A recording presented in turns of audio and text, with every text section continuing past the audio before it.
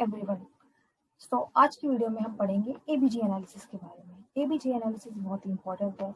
इससे related question हर बार minimum एक से एक ना एक क्वेश्चन तो हर बार आता है, चाहे वो एम्स का नॉसेट एग्जाम हो, चाहे वो नॉर्मल एम्स के एग्जाम्स हो, जिपमर हो, पीजीआई हो, निम्हांस हो, ईएसआईसी हो, या नॉर्मल डीएसएसबी या स्टेट गवर्नमेंट के एग्जाम्स हो, सीएचओ के एग्जाम्स हो। इन सभी एग्जाम्स को क्रैक करने के लिए बहुत ज़रूरी है कि हम एबीजी एनालिसिस के बारे में अच्छे से जानें। इन सब के अलावा अगर आप एक हॉस्पिटल में काम कर रहे हैं ऑलरेडी, तो वी ऑल्सो नो कि अगर हम एक एबीजी देखते हैं तो हमें पता होना चाहिए कि पेशेंट की कंडीशन क्या है, क्या नॉर्मल वैल्यू है, क्या डिलीज्ड वैल्यू है, और हर वैल्यू का या फिर एबीजी में कुछ इंपॉर्टेंट वैल्यूज का क्या सिग्निफिकेंस है, ताकि हम फिजिशियन को, डॉक्टर को, एनेस्थेटिस्ट को इन्फॉर्म कर सकें। तो इसलिए बेटर है कि हम एबीजी एनालिसिस के बारे में ज़रूर जानें। So let's start with the topic ABG analysis. ABG. The word ABG stands for arterial blood gas. इस केस में हम क्या करते हैं, आर्टीरियल ब्लड सैंपल लेते हैं जो कि लैब में टेस्ट होने के लिए जाता है, और जिसमें एक रिपोर्ट आती है। उस रिपोर्ट में कुछ पैरामीटर्स के बेसिस पे फाइंड आउट किया जाता है, रूल आउट किया जाता है कि पेशेंट की कंडीशन क्या है। So what are the important factors in the assessment of ABG? तो यहाँ पे 3 इम्पोर्टेंट फैक्टर्स हैं। पहला पीएच, दूसरा partial pressure of carbon dioxide, and third one is bicarbonate ion, that is HCO3 negative। हम जानेंगे कि ये फैक्टर्स, इनकी नॉर्मल रेंज क्या है और इसका सिग्निफिकेंस क्या है। पहला फैक्टर है हमारा पीएच। जो पीएच हमारा पहला फैक्टर है, इसकी नॉर्मल रेंज है 7.35 से लेके 7.45 तक।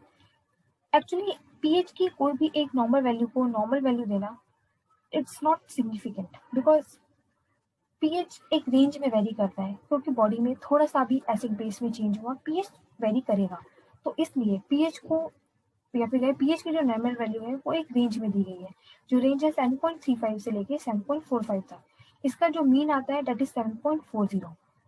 इन केस अगर एक कोई नॉर्मल कोई स्टेट गवर्नमेंट का एग्जाम है या कोई भी एग्जाम है, तो नॉर्मली ये क्वेश्चन आ सकता है, इवन कई बार आया भी हुआ है डीएसएसबी एग्जाम में, कि what is the normal value of pH. और अगर उसमें ऑप्शन है 7.35, 7.45, 7.40, सो क्या होगा इस केस में, आप किस पे आंसर टिक करेंगे? हमें आंसर तो एक ही देना है, हमारे पास ऑप्शन ये तीनों है, 7.35 भी है, 7.45 भी है, 7.40 भी है। क्योंकि इसका मीन 7.40 है, तो इसलिए मोस्ट एक्यूरेट जो वैल्यू होगी इसकी, जो मोस्ट एक्यूरेट नॉर्मल वैल्यू होगी पीएच की, वो जाएगी 7.40। बट इन केस अगर किसी एग्जाम में रेंज आती है, तो उस रेंज के केस में अगर ऑप्शन आते हैं 7.35 से लेके 7.40 तक, 7.40 से लेके 7.45 तक, 7.35 से लेके 7.45 तक, तो इस केस में जो नॉर्मल रेंज होगी, जो नॉर्मल वैल्यू होगी, वो 7.35 से लेके 7.45 ही होगी। तो ये बात हमेशा ध्यान रखें कि अगर नॉर्मल एक वैल्यू पूछी है तो 7.40 जाएगा, और अगर रेंज पूछा है तो 7.35 टू 7.45 आएगा। This is confusing sometimes, but it is very important. और एबीजी एनालिसिस के टाइम पे भी ये इसकी भी बहुत इंपॉर्टेंस है, 7.40 की भी और इस एक नॉर्मल वैल्यू की रेंज की भी। Next we will discuss about the significance of pH. जो पीएच है, पीएच का जो नेगेटिव, एक्चुअली जो पीएच है, कई बार एग्जाम्स में, कई बार क्या इवन डीएसएसबी जो 2019 में हुआ था उस एग्जाम में पूछा गया था, व्हाट इज पीएच, पीएच की डेफिनेशन क्या है। पीएच क्या है? पीएच की डेफिनेशन है negative logarithm of free H plus concentration. H plus is hydrogen ion, so negative logarithm of free hydrogen ion concentration is known as pH. Next is it indicates acidic and alkaline nature of the blood. PH जो है वो बताता है कि blood का pH हमें ये बताता है कि ब्लड एसिडिक इन नेचर है या ब्लड एल्कलाइन इन नेचर है। वो कैसे? 1 to 14 पीएच स्केल होता है, 1 to 14, जिसमें 7 जो होता है वो न्यूट्रल होता है। But in case of blood what will happen, अगर क्योंकि हमारी पीएच की नॉर्मल रेंज है 7.35 से लेके 7.45 तक, तो अगर पीएच 7.35 से कम है, लेस देन का सिंबल है ये, लेस देन, अगर पीएच 7.35 से कम है तो जो हमारा ब्लड होगा वो एसिडिक इन नेचर होगा। ये बात हमें ध्यान रखनी है जब हम एबीजी को एनालाइज करेंगे, तो we have to know that कि अगर जो रिजल्ट आया है एबीजी एनालिसिस में वो 7.35 से कम है, तो यानी जो पेशेंट है या जो पर्सन है उसका जो पीएच ऑफ ब्लड है वो एसिडिक है। और अगर pH मोर देन 7.45 आता है, इट मीन्स जो ब्लड है वो अल्कलाइन इन नेचर है, यानी कि ब्लड ज्यादा बेसिक है, ब्लड ज्यादा अल्कलाइन है।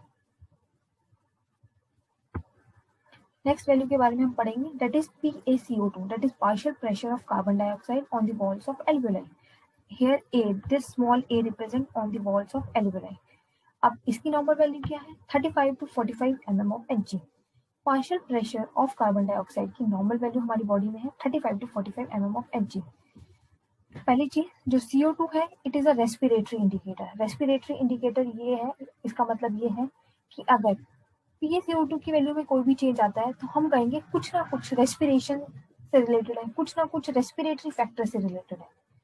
It corresponds to the functioning of lungs.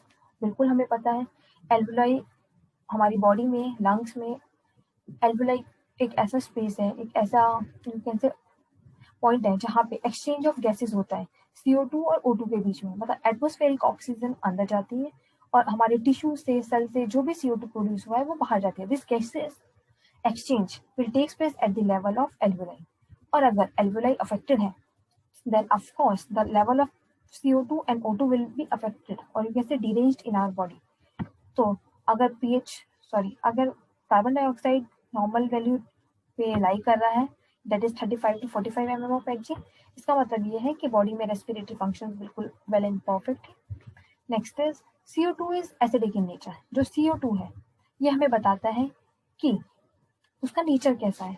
अगर CO2 एसिडिक इन नेचर है, इसका मतलब ये है कि अगर बॉडी में PaCO2 का लेवल बढ़ेगा, बॉडी में एसिड का लेवल बढ़ेगा, और अगर बॉडी में PaCO2 का लेवल कम होगा, इट मीन्स बॉडी में एसिड्स कम होंगे, यानी मोर एल्कलाइन होता जाएगा ब्लड। हम आगे देखेंगे, हम ये सारी बातें इसलिए डिस्कस कर रहे हैं क्योंकि आगे ये ABG एनालिसिस में यूज होंगी। कैसे होंगी, विल सी। सो यहाँ पे लिखा है less than 35 mm of Hg। अगर PaCO2 की वैल्यू लेस देन 35 है तो ये इंडिकेट करता है एक्सेसिव CO2 एक्सक्रीशन, मतलब बॉडी में PaCO2 का लेवल कम है, इसका मतलब यह बॉडी से CO2 ज्यादा से ज्यादा एक्सक्रीट हुई है। इन शॉर्ट जो पेशेंट है वो हाइपर वेंटिलेशन में जा रहा है। This may be a condition और अदर रीजंस भी हो सकते हैं, but hyperventilation is must be there, कि पेशेंट जो है हाइपर वेंटिलेट कर रहा है, ज्यादा से ज्यादा उसका रेस्पिरेटरी रेट काफी हाई है और ज्यादा से ज्यादा CO2 वॉश आउट हो रही है। और अगर 45 mm ऑफ Hg से ज्यादा आता है, इसका मतलब ये है कि हमारे लंग्स अच्छे से काम नहीं कर रहे। इन शॉर्ट पेशेंट हाइपोवेंटिलेशन में जा रहा है, हो सकता है वो अच्छे से रेस्पिरेशन नहीं दे रहा हो, वेंटिलेशन प्रॉपर ना हो, और इसकी वजह से बॉडी में CO2 का लेवल बढ़ रहा है, यानी एसिड का लेवल बढ़ रहा है। Third is bicarbonate ion, that is HCO3 negative, and the bicarbonate ion is related to kidneys, that's why it is metabolic indicator. First factor pH blood का है, दैट इज 7.35 to 7.45 इसकी normal range है। Second factor is PaCO2, that is a respiratory indicator, इसकी normal value 35 to 45 mm of Hg है। Third factor है हमारा bicarbonate ion, that is HCO3 negative, इसकी normal value है 22 to 26 milliequivalent per litre, और ये एक मेटाबॉलिक इंडिकेटर है। एल्कलाइन इन नेचर है, एल्कलाइन इन नेचर है, इसका मतलब ये है कि जैसे कि हमने देखा PaCO2 के बारे में कि जैसे ही CO2 का लेवल बढ़ेगा एसिड बढ़ेगा, तो इन दिस केस जैसे ही HCO3 नेगेटिव का लेवल बढ़ेगा, alkaline nature of blood increase होगा। It corresponds to the functioning of the kidneys, proper functioning of kidneys को रिप्रेजेंट करता है। अगर value 22 milliequivalent per litre से कम आती है, इसका मतलब ये है बॉडी में मेटाबॉलिक एसिड्स बढ़ रहे हैं, और अगर value 26 milliequivalent per litre से ज्यादा आती है, इसका मतलब ये है बॉडी में मेटाबॉलिक एसिड कम हो रहे हैं, एसिड कम हो रहे हैं मतलब एल्कलाइन बढ़ रहा है। So this is all about all of these three factor, that is pH, PaCO2 and bicarbonate ion. I hope short and simple आपको ये समझ में आया होगा। अगर फिर भी कोई डाउट है, you can comment in the comment section and I will try to clear all this. Next is key notes. ये की नोट्स प्रिपेयर किए गए हैं, आज तक जितने भी क्वेश्चन इससे रिलेटेड आए हैं इसमें ये सारे पॉइंट्स हैं। अब तक जितने भी क्वेश्चन एबी से रिलेटेड आए हैं किसी भी एग्जाम्स में, उससे रिलेटेड की पॉइंट्स हैं। पेपर में पूछा जाता है what is the most common site for ABG sampling, तो हम सबको पता होना चाहिए डिस्टल रेडियल आर्टरी। कई बार सिवाय रेडियल आर्टरी के पूछ देता है डिस्टल रेडियल आर्टरी या फिर proximal radial artery, so our answer will be distal radial artery. Okay, ये बात हमेशा ध्यान रखिए कि रेडियल आर्टरी डिस्टल पार्ट पे होती है rather देन प्रॉक्सिमल पार्ट पे हमारे पास रेडियल आर्टरी नहीं होती, अल्नर आर्टरी होती है। Next is collect sample for ABG after 20 minutes of any procedure that is related to change in oxygen setting, like suctioning या O2 settings on the ventilator. इसका मतलब ये है कि अगर हमने पेशेंट के ऊपर या पेशेंट के साथ ऐसा कोई भी प्रोसीजर किया है जिसमें ऑक्सीजन सेटिंग में चेंज आया है, तो उसके 20 मिनट्स के बाद ही हमें एबीजी सैंपल लेना है। फॉर एग्जाम्पल, हमने सक्शनिंग की है, सक्शनिंग के टाइम पे हमने ऑक्सीजन सेटिंग कभी हम रीऑक्सीजनेट करते हैं तो इंक्रीज करते हैं, फिर अगर पेशेंट डिसैच वगैरह हो रहा होता है, डिसैचुरेट हो रहा होता है, तो हम आफ्टर सक्शनिंग भी पेशेंट को थोड़े टाइम के लिए ऑक्सीजन की वैल्यू हाई करते हैं। तो in this case we change the level of O2 on the ventilator. तो ऐसा कोई भी केस जिसमें O2 सेटिंग्स में चेंज किया गया हो, तो उसके बाद 20 मिनट्स के बाद ही हम प्रोसीजर परफॉर्म करेंगे, दैट इज एबीजी प्रोसीजर हम परफॉर्म करेंगे। Next is use only heparinise syringe. क्यों? क्योंकि जो एबीजी मशीन्स है वो जस्ट नियर बाय नहीं होती, वहां तक जाते जाते ब्लड क्लॉट ना हो जाए, क्योंकि हम एक नॉर्मल 1 ml या 2 ml सिरिंज में सैंपल ले रहे हैं, तो हमें हिपैरिनाइज सिरिंज का ही यूज करना है। नेक्स्ट इज कौन सी नीडल प्रेफरेबल है, that is 23 to 25 gauge needle is preferable. Next is how much time we need to apply pressure. So हम प्रेशर अप्लाई करते हैं मिनिमम 5 मिनट्स के लिए। एक नॉर्मल पेशेंट है जिसको कोई कोएगुलेटिंग डिसऑर्डर्स नहीं है, कोई ब्लीडिंग डिसऑर्डर नहीं है, उस केस में हम 5 मिनट्स तक पंचर साइड पे या फिर कहे जहाँ पे से हमने एबीजी लिया है, तो वो पंचर साइड पे हम 5 मिनट्स तक टाइट प्रेशर अप्लाई करते हैं। Some next points are, in case if patient is on anticoagulant therapy. अगर पेशेंट एंटीकोगुलेंट थेरेपी है, एंटीकोगुलेंट थेरेपी मीन्स उसको हिपैरिन चल रहा है या फिर क्लेक्सिन चल रहा है या वॉर्फरिन चल रहा है, इन शॉर्ट किसी भी टाइप की एंटीकोगुलेंट थेरेपी पे है, then we need to apply the pressure for 10 minutes. तो उस केस में 10 मिनट्स तक हमें प्रेशर अप्लाई करना पड़ेगा। नॉर्मल पेशेंट में 5 minutes, and the patient who are on anticoagulant therapy उनमें ब्लीडिंग के रिस्क ज़्यादा होते हैं, हेमाटोमा बनने के चांसेस ज़्यादा होते हैं, तो वहाँ पे 10 मिनट्स तक। Ideal pH is 7.40। अगर कोई पूछे आइडियल पीएच कितना, what is the normal value of ideal pH, तो 7.35 to 7.45 की जगह हमारा आंसर अपने आप ही ऑटोमेटिकली 7.40 पे शिफ्ट हो जाएगा। नेक्स्ट इज PaO2 क्या होता है। PaO2 is the partial pressure of oxygen. Partial pressure of oxygen है, और ये प्रेशर कहाँ पे होता है, क्योंकि यहाँ पे A रिप्रेजेंट है, that is at the level of alveoli and represent the value, and this PaO2 represent the value at the level of alveoli in the lungs. Next is SaO2 क्या है, it is the oxygen saturation. Oxygen saturation हम किस पे major करते हैं, at the level of haemoglobin, that is the percentage of haemoglobin that is carrying oxygen. कितना percent haemoglobin, कितना percent oxygen haemoglobin के साथ कंबाइंड है, that will be shown by SaO2 level. और जो हम पल्स ऑक्सीमीटर में चेक करते हैं, that is oxygen saturation. Next is compensation. Compensation क्या है, एज वी ऑल नो कि जो हमारा ब्लड है, ब्लड का पीएच हमें रेगुलेट करके रखना है 7.35 से लेकर 7.45 तक। तो इस पीएच को रेगुलेट करने के लिए जो दो अपोजिट पेयर ऑफ केमिकल्स होते हैं, they act as a buffer. So buffer क्या है, पेयर्स ऑफ केमिकल है।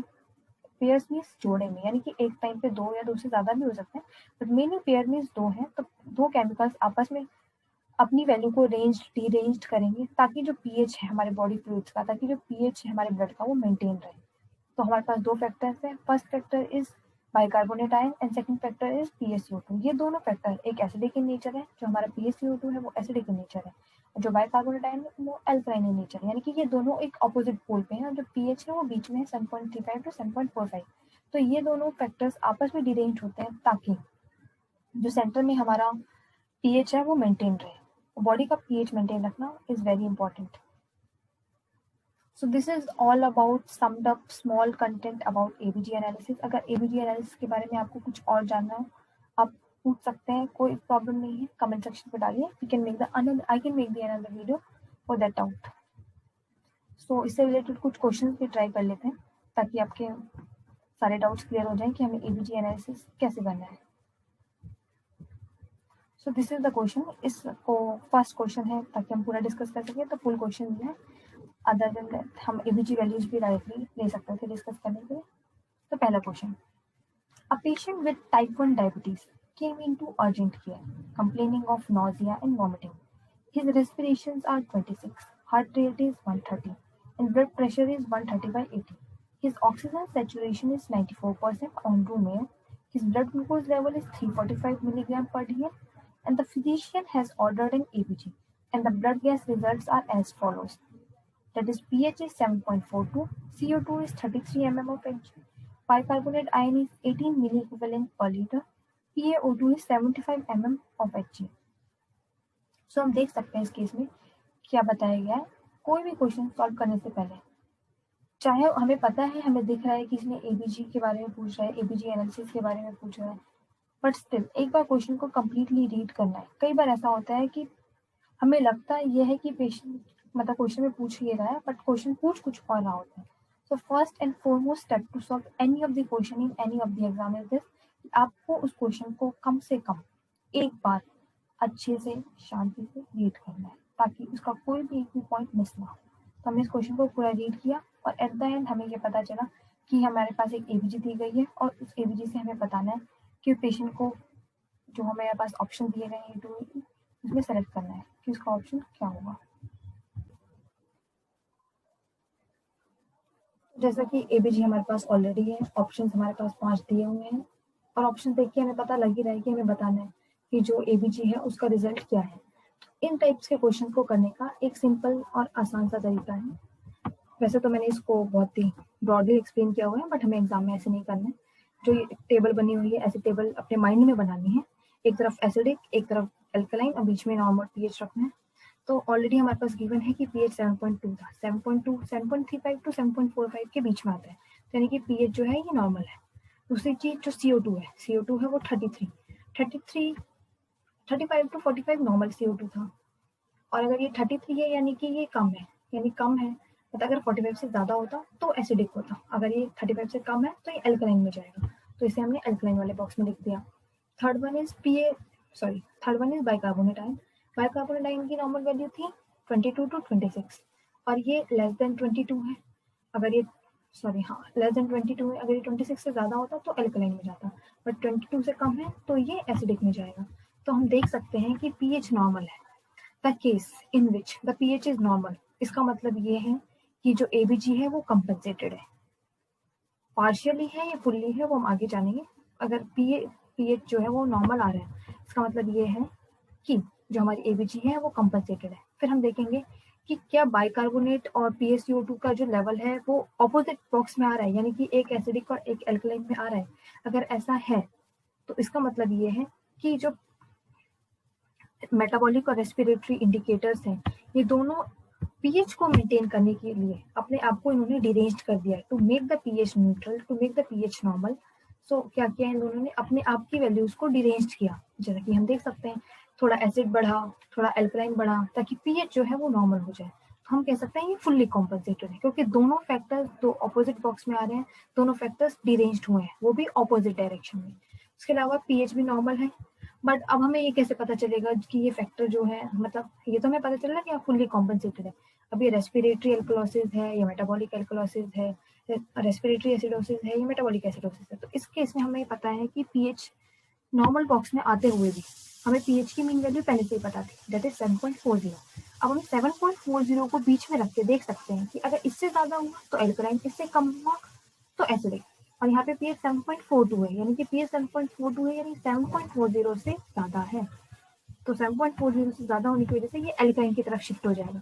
और जैसे ही पीएच इधर से इधर आता है, इसका मतलब ये है कि ये रेस्पिरेटरी इंडिकेटर को सपोर्ट कर रहा है। तो पेशेंट को क्या है, रेस्पिरेटरी एल्कलोसिस, क्योंकि ये एल्कलाइन वाले बॉक्स में आ रहा है इसलिए एल्कलोसिस, और पीएच इस तरफ आ गया इसलिए रेस्पिरेटरी एल्कलोसिस, क्योंकि यहाँ ऑलरेडी CO2 था। तो this will show respiratory alkalosis. I hope ये क्वेश्चन आपको समझ में आया होगा। तो हमारा फर्स्ट क्वेश्चन यहाँ पे कंप्लीट होता है। अब हम जाते हैं अपने सेकंड क्वेश्चन की तरफ। सेकंड क्वेश्चन में अब हमने पूरा क्वेश्चन नहीं लिया, हमने जो स्पेसिफिक एबीजी वैल्यूज है वही लिए हैं। इसमें पीएच है 7.15, PaCO2 है 46, बाइकार्बोनेट आयन है 34।